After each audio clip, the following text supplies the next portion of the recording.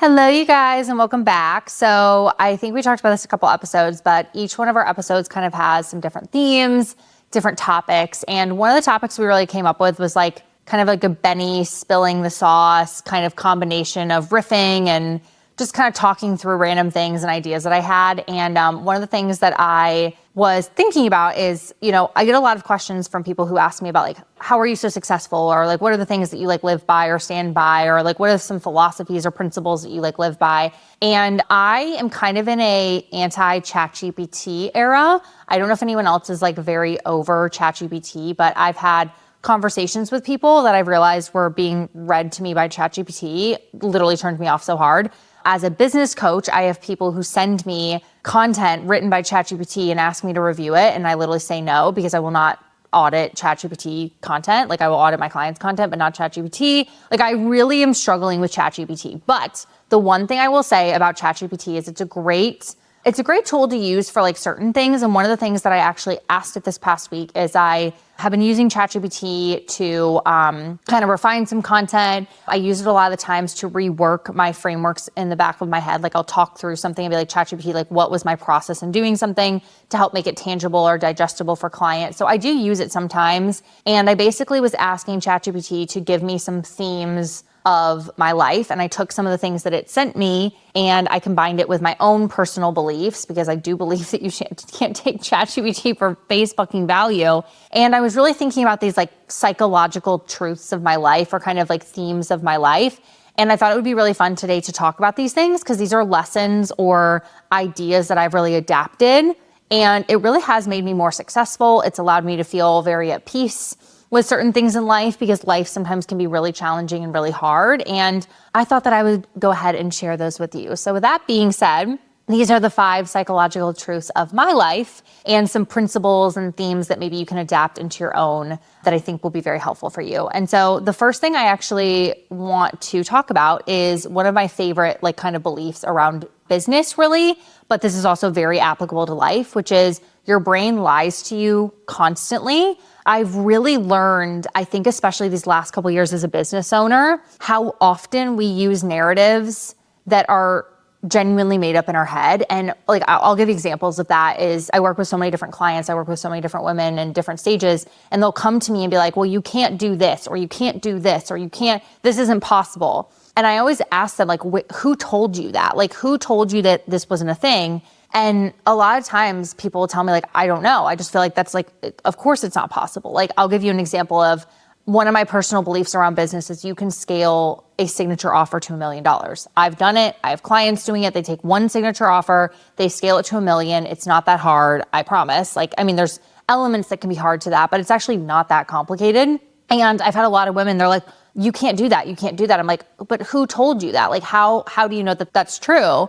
That's why I actually really loved this was the first kind of truth that I came up with, or thought that I came up with, is your brain is always lying to you. Your brain is literally always telling you things that is not fucking true. Just like ChatGPT is also validating things that are not fucking true, because I'm so over this ChatGPT era. But one of the types of content that really resonated with me in the last couple months, I wish I knew who this was. I'm trying to remember her name, but I saw this post, and if I could remember it, I would credit her. But she was talking about the fact that she's living like a director in her life. She's been doing things and doing these crazy things. She's a director in her life. And it really made me think about this idea that in life, you're not an observer. You really are the director. You're the narrator. You get to drive what happens in life. And I think a lot of the times is when you don't know how to hack into your brain to rewire the way that you think about things, you tend to live life through the lens of made up ideas or narratives that are not serving you, but also limit you. And, I think some of that comes from exposure when you see what other people are doing that, gives you a perspective of something being possible. I think that can help. But also so often, if we haven't seen it happen in real life, sometimes our brain just says that it's not possible. And, for me, when people say oh, I want to make $1 million in the year, I'm like, okay, that's easy. And people are like, what do you mean? And I'm like, no, that's an easy thing. I've seen it done. I always believed it was possible. I've never questioned that. I didn't ever tell myself like I couldn't make $1 million in a year. I never like put that lie in my head, which it is a lie. Like it is a lie if you don't believe you can make $1 million in a year. There's just certain things I just have never really said like it's impossible. Yeah, I don't know. Like never say never. I guess if you're Justin Bieber, like I don't think there's a lot of like hard truths of life, minus some of these things that I'm sharing today, which is like your brain is always lying to you. Like, and so one of the things that I would just say is like a takeaway is when you're thinking about something that you want or something you want to achieve or something that you believe, if it doesn't come from a place of like encouragement or positivity, really reflect back on that and say, like, who told me that to be true? Because a lot of the times it's just something we've made up in our head. And if it's made up in your head, that means that technically it's false. Like it's a false thing that you're sharing. And that's where the like people judge me, people, believe this about me, people, this is stupid or this is not cool or this is impossible or all these things that we keep telling ourselves. Most of the time, it's just our brain fucking with us because our brain is such a powerful tool, but a lot of us, I don't think, use it right. So that was kind of the first principle of life that I live by. Just knowing this, I think for me, allows me to question a lot of my reactions instead of like falling victim to them or obeying them. So good one for you guys to take with you. Your brain is always lying to you. Constantly. It's constantly lying. The second kind of thought on this was very relevant to me recently, which is what you avoid controls you. And I don't know about you guys, but I have a very like guilty conscience about things that I'm not even guilty of. I hold a lot of personal responsibility for things that happen into my life. And I think Lexi, who is obviously listening to this podcast, and a lot of people who know me personally would know this, I am very open to feedback, or at least I would like to believe I'm open to feedback. Again, I'm open to the feedback that I'm not open to the feedback if I am incorrect in that. But I very much do not believe that I am perfect. I do not believe that I am like Almighty God. I am a human being. I bleed. I make mistakes. I think that there's always just things that I could improve upon. In fact, one of my most recent episodes where I was talking about friendship, I think you guys could literally hear me talking in that podcast about how much I'm struggling to like even know what to do in relationships at this point in my life, because I want to be a certain way, but I just don't know if that's like possible. And I've really struggled with that because like I want to be exceptional in friendships and relationships, but I don't even know what that like fully looks like. And so I'm open to a lot of feedback of like, how could I be a better friend? How could I be a better partner to people? How could I be a better listener? Like I really do, I do try in that area, and I might fail, but I do try. And I do want to be very, very good. And so when I was thinking about this of like what you avoid controls you, what I was really thinking about was the fact that so often when we are feeling a lot of heaviness in something, it can be very consuming. And a lot of the times we try to avoid things to be able to also avoid the like heaviness and the feeling around it. But typically when we're avoiding things, it just tends to control our life, whether it's, a skill set that we need to develop and we're like afraid to do it. Like I'll give you an example is like public speaking in college. The amount of heaviness I felt trying to decide when I was going to take public speaking, which I thank God took my second semester of my freshman year. I was so freaking afraid of it that most of my first semester freshman year, I was so anxious about public speaking because I didn't just fucking get it out of the way, that it was a really difficult first semester of college. Like I really, really struggled thinking about taking public speaking, and I like dreaded it constantly. I thought about this in difficult conversations in friendship. I won't obviously share who this was, but a year and a half ago, I was having a conversation with a girl that I'm not overly close with. She's extremely nice, very nice person. We have mutual friends. And I was explaining a situation I was in where one of my best friends of a very long time was basically ignoring me. She was going through a very difficult time in her life, and she solves problems and she navigates things by avoiding them, which is funny enough what we're talking about right now. But she just is like, I can't handle things. Like she doesn't like conflict. She doesn't like to handle difficult things. That's like how she processes, which is the absolute opposite of me. And anyway, my friend was navigating this, and I was talking to another girl who she knows both of us about this. And she's like, well, Ashley, your personality is very direct. Like you like to just tackle things head on. You like to just deal with it. That's not everyone's personality. A lot of people feel a lot more comfortable like avoiding difficult situations.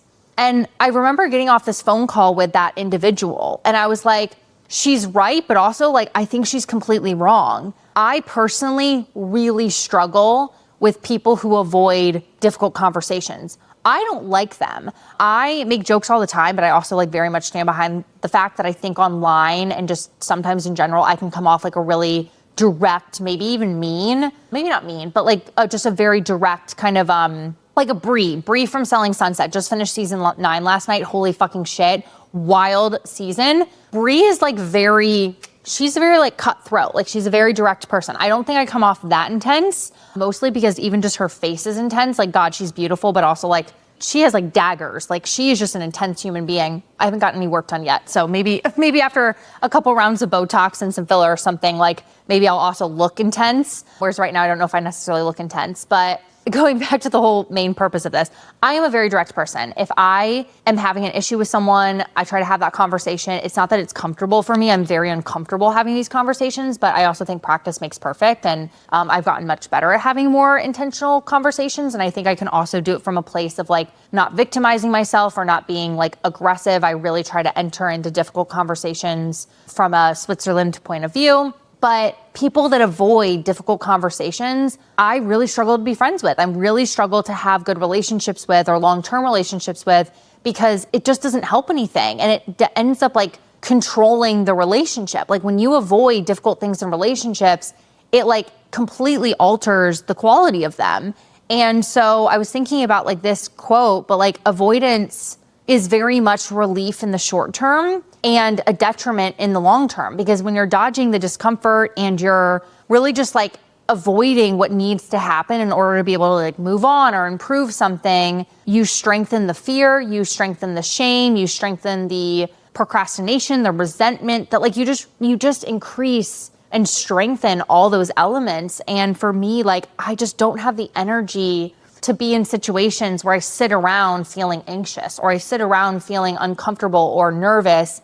I just like want to get it over with. It's like ripping the Band-Aid. And so I think this is a really important one for me is, you know, what you avoid controls you. Same with social media. I'll take it back to the business. I have so many people who are like, I'm going to wait to post until I'm really good at it. And I'm like, what? Like, cause they're like, I'm uncomfortable. I'm not as good at social. I'm like, you just got to get it done. You just got to like do it. Like I could talk an entire podcast episode on this, but like in the beginning of anything, you have to play the width game. You have to play the like volume game to get more and more comfortable. So like at bats is such an important principle and concept to me of like anything in life that I want to get better at, I have to get at bats at it. So like when I was fresh out of college, I worked for Target and I worked out of a retail location. And I remember I was really uncomfortable with like negative confrontation with guests or people who shopped at the store. And so every time they were like, I need a manager to the front desk, I went up and I dealt with it. I did it over and over and over again because I knew that if I did it over and over again, I'd get really, really good at it. Same with public speaking. I still had a fear of public speaking post-college.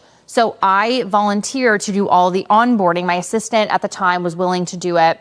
Or like my partner at the store or whatever, she was like my assistant. It's kind of like cool to think about. I had an assistant right out of college, but she was like my go-to kind of secretary, whatever you want to call. She typically did them. I wanted to do them because I knew that if I could get comfortable standing in front and teaching, I'd get better. I literally am now a business coach who does this all the time, and it doesn't faze me to do podcasts, to do content, to do anything else because I did those at bats. So like, if I would have avoided those things, it would have controlled me. It would have controlled my potential. It would have controlled the way I felt about things. It would have controlled just so many different elements. And it would have been something that I would still be very fearful of. So yes, maybe part of my personality is already wired to be able to do those things, but I've also conditioned myself to just not sit in something for very, very long. It's why I make quick decisions. It's why I don't like, when I know I want to do something, I just do it. Like, it's not because like my personality is that way. I just think I wasn't a pussy ass bitch, like a lot of people are, to just sit around and be like, oh my God, like,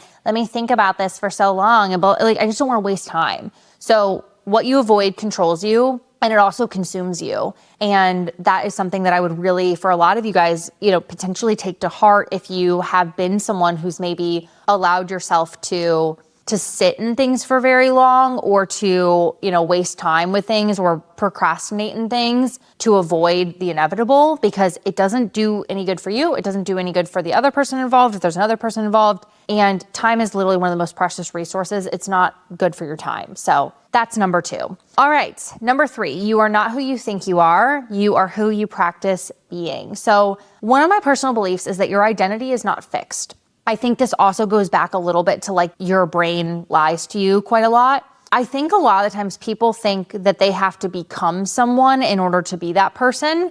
And I think what I've really learned a lot of the times in business is that your identity is almost like a feedback loop of your habits, your beliefs, the stories that you tell yourself, and that's really who you become. And I think that's why people who struggle with like mental illness, when they do things, I think they actually believe that they're doing things with like good intentions or they're doing the right thing because they've trained their brain to believe their lies almost a little bit, or their inability to process things like actually becomes their reality. It's kind of why like chronicle or pathological liars like genuinely believe their own shit. It's kind of the same thing. What we tell ourselves or who we practice becoming, I think is really who we end up becoming. And this can be a really negative thing. Again, I just kind of used it in like a negative context of like if you're mentally ill or if you are a psychological liar, like, yeah, I guess, pathological liar, like, yes, it can be a negative thing, but I also think it's a really good thing. And one of the best things that I was ever taught when I was back at a sales job like 7-8 years ago, maybe this was like 7 years ago, that seems like forever ago. One of my good friends, Allie, shout out Allie, at the sales job that I was at, I remember when I was like, I really struggle with feeling confident. I was brand new, I was like a year in. And she looked at me and she's like, you should every morning in the mirror look at myself and be like, I'm a badass sales rep. And like, tell yourself that you're amazing. And you have to do that and just condition yourself to be like, I'm already amazing, I'm already successful. And you'll just become it. And I was like, what the fuck? I was like, okay. But what's interesting is I go back to that moment quite a lot because she's absolutely right. A lot of the times when I'm doing something or challenging myself with something, I really think about like, who do I want to be in this moment? Who can I almost portray in this moment? Because like, that's going to make the identity almost like factual, even though like I'm not there yet. And I think that's why a lot of people think I'm really gutsy or I have balls, is I'm like, I just pretended that I was already successful. Like so much of identity can be kind of almost written. Like you have the ability to almost like write an identity, especially with like social media. There are so many people that people assume are confident because they come off confident and they're like not at all. There's people who appear wealthy. There's people that appear like all of these different things. Like you really have the ability to like write your narrative. And I'm not saying you should like fake it necessarily till you make it, although there's a little bit of that. But I do think there's something about being able to like think about your habits and think about the things that you do on a day-to-day basis. Like, is it conditioning yourself to be what you want to be? So you don't necessarily need to be thin and have a great body or whatever at this moment, but are you thinking about what you're eating? Are you thinking about like how you condition your body? Are you talking to yourself in a healthy way? Are you being intentional with like what you're doing on a day-to-day basis to be like, I am someone who prioritizes health? If you want to be amazing at like public speaking, it doesn't mean that you have to start off by being at public speaking, but even like the discipline of the way you talk to yourself of like, I'm doing a really good job conveying value. I'm doing a really good job of these things. It's like, it's the way you talk to yourself. It's the way that you treat your body. It's the way that you treat yourself. It's the way that you think through things. Like that does almost change who you are. And self-talk is, I think, something that we really don't do a very good job of, whether it's social media, whether it's, I just think people are very unfiltered these days. Again, maybe that's social media. Talking to ChatGPT, which I already mentioned, I think a lot of people think ChatGPT is a good partner in crime at life. And it is just genuinely one of my biggest pet peeves is people who like overuse ChatGPT. I just watched Love Thy Nader. And although I think Mary Holland is a genius, my only thing that I was like, what the fuck are you doing? Is she like talks to ChatGPT on a day-to-day basis. And it was kind of funny. And then I was like, actually, I really don't think this is like a good thing for her. So anyway, I have a lot of thoughts on ChatGPT, but I do think like if you want to change your life, I want you to think about starting with what you repeat, what you talk about, what you think about. That is such a critical kind of determinant of what can become your reality. And I think I still have a lot of room to work on in that department, but it's also something I've been a lot more disciplined in over the last couple of years. And you can see a impactful ROI financially. You can see me as a person. I think a lot of people in my life would agree I'm a lot more calm and grounded and centered. I dress different. I operate different. I don't get stressed by certain things, like because of some of the ways I've talked to myself and disciplined myself and rewired my brain to really own an identity that I didn't fully have yet. So that's number 3. You are not who you think you are. You are who you practice being. Number 4 has to do a lot with number 3, which is you surround yourself with, or like who you surround yourself is such an important key element because it really does reprogram you. You guys have all heard the phrase, hopefully, that you are a combination of the 5 people you surround yourself with. it is very interesting. Money has been a very important topic in my life, mostly because I love making money and I've always done jobs that are money motivated. Obviously as a business owner, there's a lot of money involved. So like money is a very interesting topic. Plus I grew up in a family that like was very big about like make your own money and be successful. A lot of my friends that don't do well financially, all of their friends are also not well off, or a majority of their friends are very not well off. So I see it financially. I see it in energy. I was having a conversation with one of my friends this morning, and she's like, yeah, that one person, she really is always negative and heavy. Her 3 friends that are always around her are like such negative people. Like you really do need to be intentional about who you surround yourself with. Like your mind, it's almost like think about it like a program. Like it's literally your programming. What you're consuming from other people or observing or watching or seeing from other people, that's what your brain is being fed. So if you're like, I want to be rich, you need to go spend time with people who are well off. And don't tell me that you can't find those people because you're a fucking liar. You can see them on social media. Are you watching poor people complain on social media, or people who just sit around bitching on social media because it's like entertaining, like we all do it, and surrounding yourself by like, trash TV? Or are you watching people who are like bettering themselves? Are you watching people that are like super successful? Like what are you observing on social media? What are you watching on TV, right? Like that's programming your brain. Your friends, the people that you follow, like there's so much of that. And I do think we make a lot of excuses for like why we have a certain reality. And almost all the time when I think about someone complaining about something, I'm like, everyone else in your life is also complaining about that. So like, it's almost like you ask for that thing. And I'm not saying all the time, but even like health, like I've had times where I'm like, wow, I hang around with people who take really good care of their bodies. I'm not necessarily the healthiest person, but I don't get sick very often. And, I've been a little bit more intentional about like how I eat and take care of myself, because most of the people in my life have been really big on that kick. So like that's been very helpful for me. I have people who are very thoughtful and kind and are really great communicators. That's really impacted my ability to communicate more intentionally, very kindly. It's not that everyone in my life has to be a copy and paste of me. I have friends with all different types of political beliefs. I have friends with a lot of different financial backgrounds. I have a lot of friends with a lot of different, ethnical backgrounds. Like I have friends from all over the world. I love the diversity of the people in my life. And I love, being able to see kind of like bits and pieces of a lot of different cultures and ideas and jobs and all this stuff. Like I don't need to only be friends with entrepreneurs. I really hate that narrative that you only have to be friends with like entrepreneurs to be a good entrepreneur. But I am around people that are smart with their money. I'm around people that are thoughtful with their words. I'm around people who want to better themselves. I'm around people who care about the diversity of others and they celebrate that. They don't see that as a negative thing. I'm around people who are ambitious. Like I am very, very intentional with the people that I am surrounding myself with. And so, choosing people and content, so the people in your real life and then the people in like the social media world or the online world, being intentional about that is really going to create a different life. And your life right now is a lot of a byproduct of what you've put in your circle. So I want you to think about even like your energy. Have you been more negative this year? Like last year I was really, really heavy. Election time, end of the year, the TikTok ban, there was just so much negative online. And I was like very emotionally unbalanced. And I was like, it's because I was consuming stuff that was like fucking psychotic. It was crazy. So what you consume, who you spend time with, who you prioritize. You just really gotta like make sure you're filtering that out, because I want you to think about every single thing, almost of like that plugging into your brain. Wouldn't you be really like unhappy if you look back and say like, wait a second, these are all things that like I didn't want to consume and remember.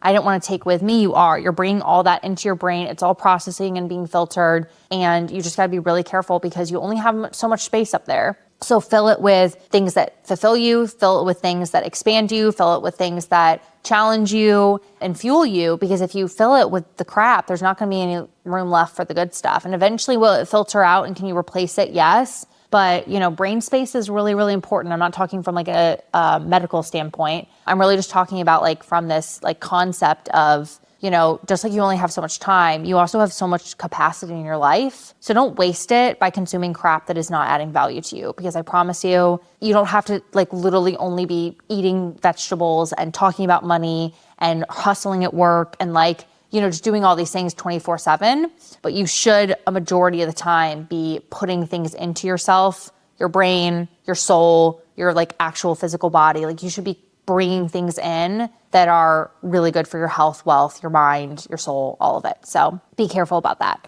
And then the last one for me is you will suffer either way. So suffer for something worthwhile. And I was thinking about this actually because of a conversation I had with one of my best friends, Abigail. One of my best friends, Abigail, and I will not share her life because that is her story, but she's had a really interesting last 2 years. I will share this, but she, at her 20-week appointment when she was pregnant with her first child, she's pregnant again, which is so incredible. And baby and her are very, very healthy, but she found out that her son had a heart condition and was going to be born with holes in his heart, which is just the most horrible thing to possibly hear. I guess there's more horrible things, but relatively that's just a crazy, crazy thing to have to process as a half-term, mother. I can't even fathom that. And I was obviously not there for that, but hearing that as her friend and navigating that with her was a really, really heavy time. And she had a really kind of heavy, heavy year. She had things going on in her personal life. Her husband's mother had a kind of a freak accident of a physical thing happen. And it just all these moving parts, right? And I remember we were talking one time on the phone and then she was just life is just kind of always heavy. I remember when I was younger, I'm oh, if you have money, life will be good. Or if you are in a good relationship, life will be good. Life is really hard. You have yourself as a physical human being that can get sick, that can be physically injured. You have your brain to worry about of what they're thinking and feeling and navigating there. You have the dynamic of other people. You just have the crazy state of the world. There's so many things that just make this world and this life heavy. And even if you are feeling good and life is good and you're in an amazing relationship and you're rich as fuck and you just feel good about yourself, whatever it is that makes you feel good, right? The state of the world is psychotic. Almost every single day you hear of something horribly tragic and super sad. And, just to consume all that and process all that is already just so heavy. And then we have this added horrific, wonderful tool of social media that makes accessibility to someone's murder. I literally saw someone get murdered on social media about a month ago. I've seen children, that are starving and hungry and you can see their ribs popping out of their tummies. And you're just how is this actually happening? In the same world that I'm in, we kind of sometimes in the US, I think, see us in this bubble and then everything else is elsewhere. You're processing that. There's just, you get so much exposure. You get exposure to people's flaws. There's people who have said things on social media and it's completely ruined their entire life because they, as a human being, made a mistake and it was captured for the world to see. And they have to, live the rest of their life with that mistake public, or mothers. I feel so horrible for moms because I think moms are in the most supportive group in the world and also the most judgmental group in the world. And as a mom, you're learning for the first time how to be a mom, and also you're still also trying to be a human and you're trying to raise a human who's also trying to it's a crazy concept. And moms will post content about something funny that happens or their kid will do something and people are oh my God, your kid's gonna drown, or oh my God, this is gonna happen. Just the judgment of the mom community is so insane on social media. I work with a lot of moms and that's a whole thing in itself. So anyway, life is just really hard. You're constantly being judged. You're constantly exposed to new things. You're constantly hearing about tragic things. You're also navigating life and emotions as a human being. We all have hardships. I don't really think anyone gets a break of difficultness because a lot of people would assume if you make more money that eliminates you from pain. It doesn't. You still bleed. I've always say the Kardashians bleed. They're still human beings. Just having more money can solve certain problems, but it doesn't eliminate hate. It doesn't eliminate, sadness or a lot of the things that they deal with. We all deal with things, right? On different scales and different heaviness at different times, but life is heavy. Let's just let's all agree on that, And so what I was thinking about is I made this comment actually to my mom, and I don't know if this comment's gonna be well received. So I guess we'll just see how this episode goes. But I was making this comment to my mom because one of my personal beliefs is that you get choices in life. Some you make choices based on the information you have on hand at the time, and you will be grateful for that decision. And sometimes you'll look back and say, I wish I would have done something differently. For all my ladies, how many men can we put in that category of at the time it seemed like a good idea, and now we're what the fuck was I thinking? But we all kind of go back and we try to make decisions with the best information that we have at the time. And even my career, I remember when I was really young, my mom was always I think you should be a teacher. And interestingly enough, at a very young age, I remember being I think I would love being a teacher, but I don't think I would not making a lot of money in my career. And I remember that was always an interesting conversation in my household because my dad was very big on that of like, choose a job that like, makes good money. And a lot of people think that I went into sales because I like sales. And I do think I like sales. I think we all like adapt these things, but I went into sales because I felt a lot of pressure and felt a lot of desire to make a lot of money. And honestly, for most of my career, I hated what I was doing, but I went into it for that because that was what was important to me. Now, looking back, obviously, I like the benefit of sales, but I wanted to do it in my own way. So now I'm an entrepreneur and that's great. But like, that was a conscious decision that I made. I was willing to give up some joy in this bucket, some things in this bucket, and some things in this, because at the time that was important to me. There's also people who like have kids and they're like, I'm willing to navigate maybe giving up some things in my career because I don't think you can have everything at all times. I think there's, give and take. And a lot of women are like, I'm willing to give up maybe a little bit of my growth in my career, or I'm willing to do this. Or sometimes the husband will stay at home and give up something in his career. It's not always the mamas. And you make that sacrifice because kids are important at the time. Or like you only have so many friends, so you prioritize certain friendship. Like you really in life have a lot of choices. And I don't personally believe that there is a right or wrong choice for everyone. I think every individual person has to decide, what career do I want to go into, or how do I want to be able to support myself? And some people will choose things that may give them a lot of joy, that give them a lot of money. Some people will give them a job that gives them a lot of money, but no joy. Some people will give them a job that gives them a lot of joy and no money. And some people will give them a job that gives them no money and no joy. And like, that's part of the decision. Sometimes we can't fully make that decision for ourselves, but sometimes we do. People will decide if they want to be parents or not. I don't think there's a right or wrong in that decision. I think a lot less people should have children than do because they don't actually want it. They feel like they have to.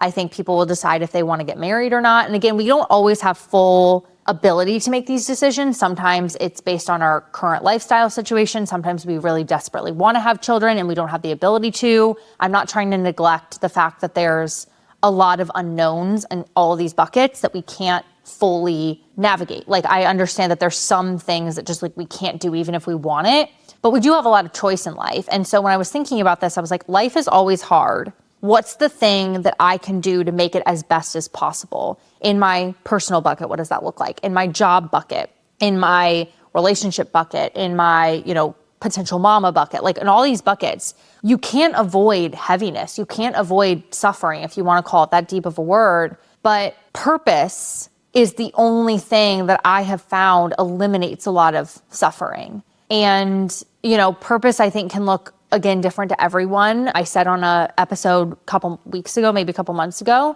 I think as a woman, being a mother is one of the most purposeful things that you could probably do. I think it's one of those experiences that like, you only get it if you've done it. But that doesn't mean that like you have to be a mom. I don't think that means that my life won't be fulfilling if I'm not a mom. I just think that that's something so incredibly beautiful and wonderful and just God purposeful. I think that the fact that you can raise another person and make them into this complete, wonderful, thoughtful, intentional, impactful thing, wow, that's incredible. But that doesn't mean that if I choose not to do that, that I can't have purpose. It just means that I'm willing to give up the wonderful things about that purposeful action because I'm not willing to come with the heavy things that come with it. Just like being an entrepreneur has come with a lot of purpose, but there's also a lot of heaviness with it. I was willing to deal with the heaviness to experience the purpose in that bucket, whereas I'm not willing to do that in the mom bucket. So that's how I kind of look at life is there's always going to be heaviness. There's always going to be, quote, suffering. There's always going to be these negative things, but we get a lot of decisions in life and there is no right or wrong unless you're not doing it from the lens of like, what is going to fill my cup the most? What's going to give me that most purpose? What's going to make me feel the most grounded? And I encourage everyone when they think about it to know that there is no path that is easy, but when you feel like there is purpose in the path, that makes it the easiest. And that's how I chose my career. I was like, I'm willing to be a little bit unhappy and feel extremely, extremely stressed in order to create a lot of personal wealth for myself that comes with being in like a sales position. Same with entrepreneurship. Holy crap, a lot of personal development and heaviness in that bucket and a lot of uncomfortability that like I was willing to do. There's friendships that I've pursued and pushed through, even though it came with, different heaviness or a lot of time commitments or just things that, were also challenging and I had to sacrifice other things to do. And then there's been other times where I'm like, I'm not following suit here, or this relationship isn't worth it to me anymore, or being a mom doesn't feel like the right thing, or there's all these things that I have given up because the good and the bad, or the good and the bad. Like I had to weigh those two things of like, am I willing to get the purpose in that bucket, but navigate the shit? Because there's always both. And that's, I think, served me very well in making decisions that I can really stand behind. Because when you look back at life and you're that little, withering thing of bones in the ground, like your tombstone's going to say like 3 things. It's going to be like good wife, good mother, kind heart, whatever. It's not going to list out every single thing. And people's opinions aren't going to be written on that stone alongside of it. I think the only thing that we can really do is do the best we can to fill our own cup, let it overflow into others, and be proud of the things that we did with our life in the best way we can, knowing that we don't have complete control on that. Because when it's all over, like it's all over. So is it really worth doing things to appease social media, appease your audience, appease your mom, appease your best friend? Like, is it really worth it? Because no one's going to give a shit when your life is over. So the only person that can look back and really reflect is yourself. So just be really intentional with the decisions you make, and just know that there's heaviness and suffering that comes with every single one of them. So those are a couple of the things that I live my life by. And I don't know if any of those are helpful, or if maybe my thought process on some of those are things that you can take away. But again, we were kind of calling this type of episode more of like a Benny riff. I guess more of our spilling the sauce episodes are going to be coming with a little bit more tea than that. I didn't really share a lot of tea today. Didn't really spill a lot of tea, but I do think it's important to have these types of conversations. And I always want to leave you guys with things that you can take with you and hopefully maybe shift your perspective around some of the questions, thoughts, challenges, or things that you're navigating in your everyday. So I hope you guys enjoyed this episode. I will see you all next week.